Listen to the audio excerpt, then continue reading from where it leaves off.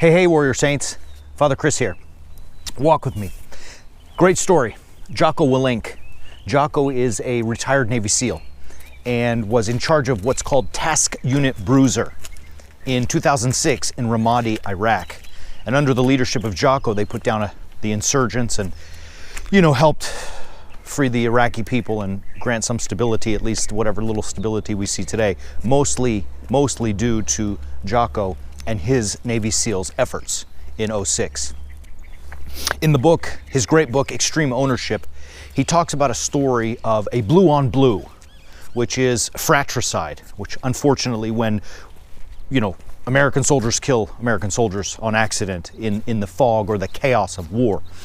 In this particular case, the Iraqi army forces that were with the Navy SEALs lost a man and 2 others were wounded, and an American Navy SEAL was very gravely wounded. Didn't die, thank God, but was also gravely wounded. This is probably the most egregious error that the SEALs could have happen. They never want a blue on blue. I mean, nobody does.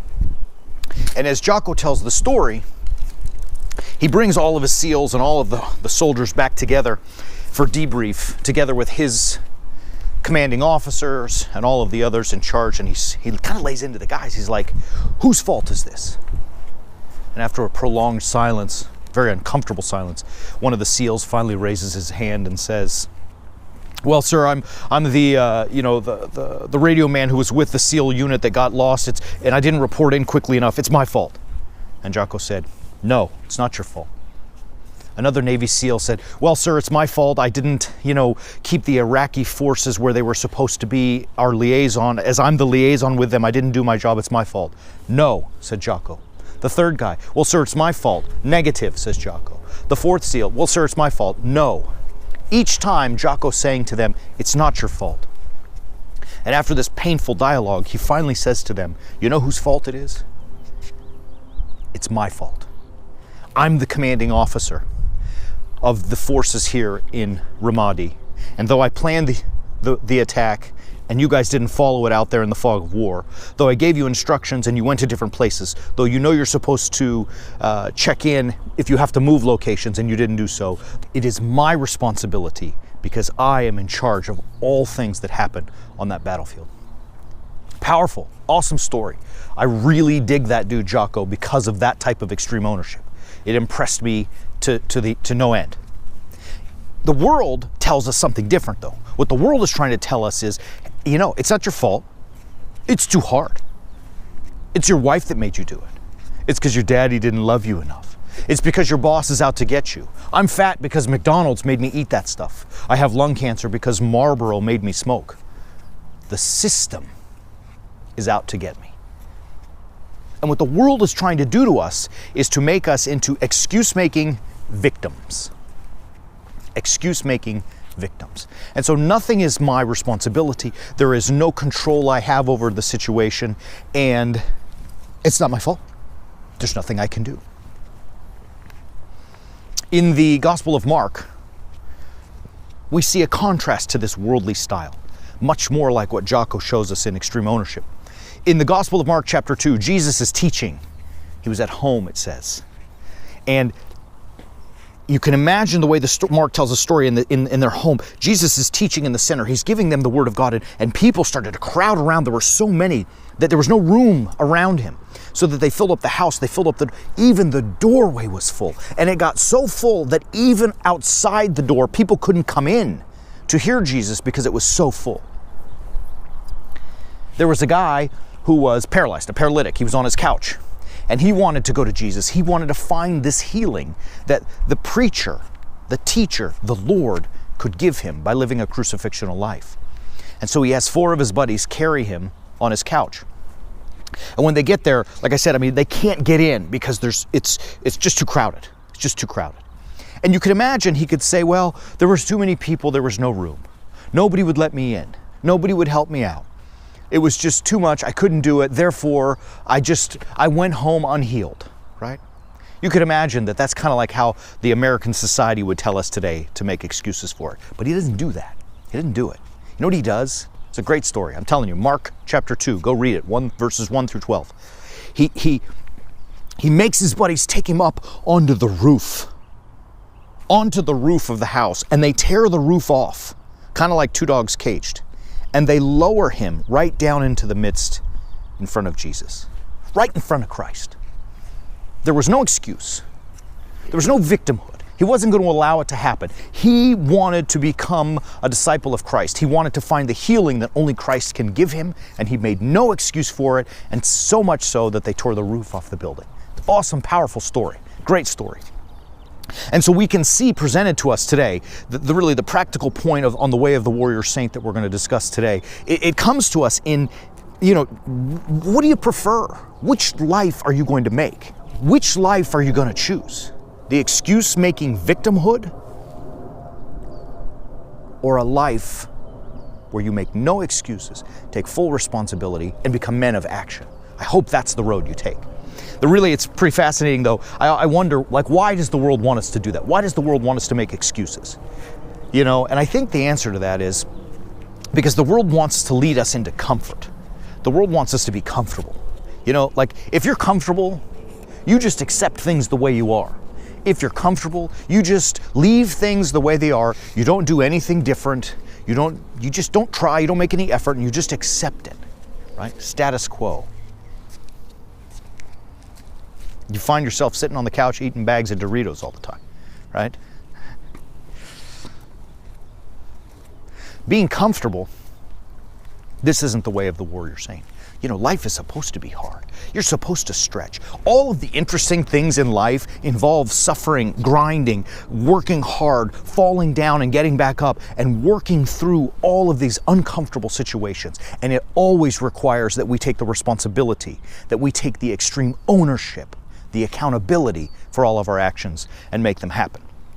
And so, like I said, you can sit on the couch and eat Doritos and complain about your health, or you can become men of action. Right? And I think this is, in part 2 of our series, Being a Man, it is that we become men of action who aren't comfortable. Don't allow ourselves to be comfortable.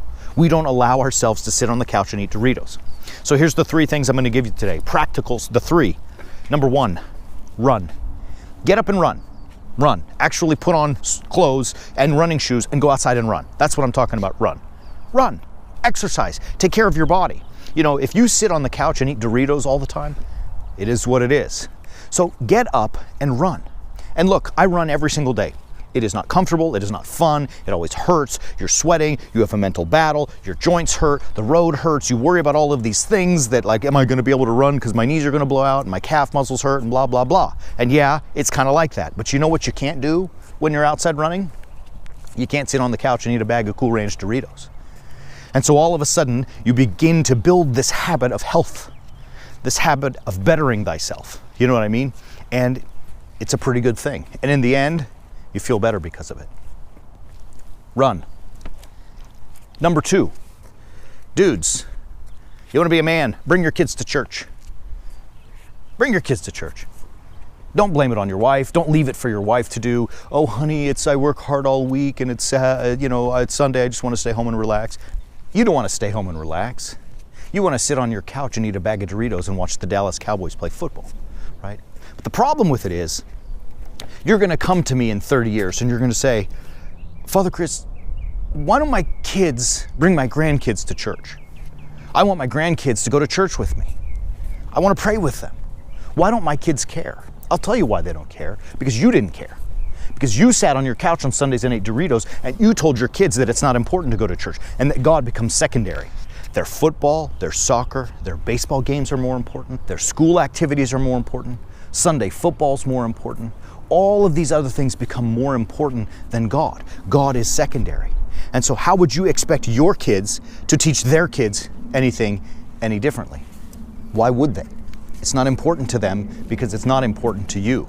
So if you want your kids to bring your grandkids to pray with you in church, you have to bring your kids. And you can't make any excuses for it. You just have to do it. I get that it's uncomfortable. I get it. Look, I'm a priest and I serve liturgy every Sunday, and there are some Sunday mornings I just want to stay in bed and sleep. I get it. I would love to watch the Cowboys and eat Cool Ranch Doritos watching the game, but it's not as important to me as raising my kids and bringing them to church so that someday they bring their kids with them. Run, bring your kids to church. And the third one, this one's a toughie. It is hard. I'm working on it. I work on it every day. I'm not good at it, but I'm getting gooder at it. And that is say no. You got to learn to say no. And what I mean by that is you have to learn how to say no to things that aren't important so that you can say yes to things that are, right? So like, look, there's only a certain number of hours in every day. And my hours are no different than yours. The same 24-hour cycle that we all get. But some people are more successful than the others.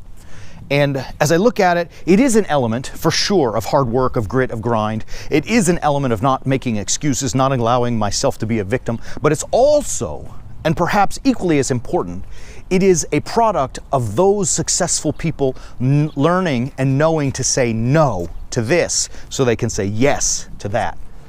You can do anything, but you can't do everything, right?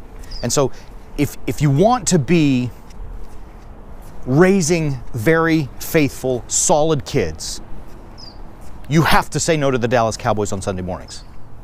Use your DVR. Pray that they're on the night game. I don't know. But you can't do both. Do you see it? And so you have to decide and make a decision.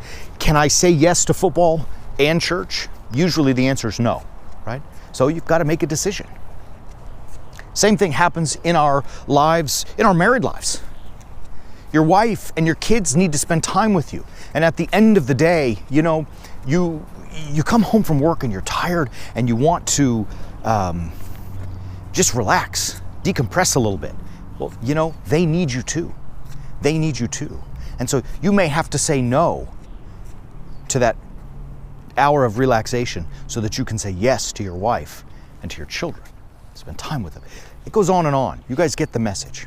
But number one, run. Number two, take your kids to church. And number three, learn how to say no so you can learn how to say yes to the things that really matter. Hey brothers, it's time to be men. I'm not worried about males. You earn your maleness from your mother and father and your DNA. You earn manhood by living a practical, biblical, and crucifixional life, walking on the way of the warrior saint. I hope it works. I hope it sticks. And until next time, keep walking on the way of the warrior saint. See you soon.